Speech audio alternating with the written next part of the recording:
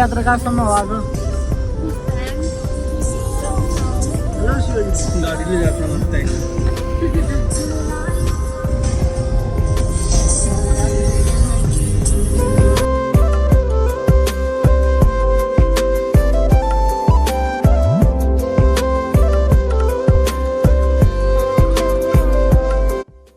So हामी चाहिँ अहिले यो दुम्बाताल भन्ने ठाउँमा छौँ अनि अब टक्क फोटोसुटो भिडियो खिचेर यहाँ अब गएर हामी मुक्तिनाथमा बस्छौँ।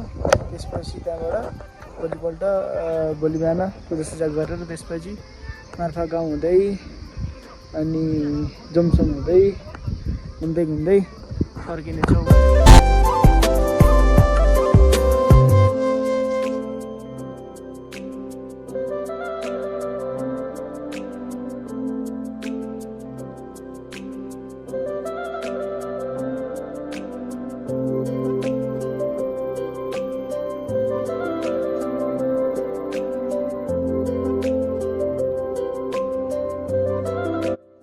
हामी भर्खरै जमसम आइपुगेका छौँ।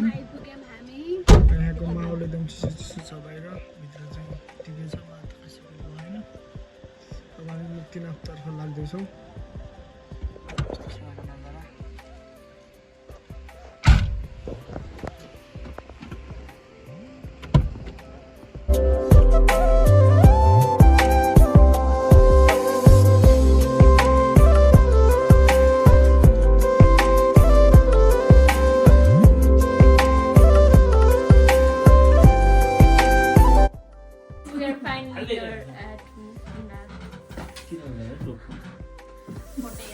After 11 hours, we finally arrived at our destination.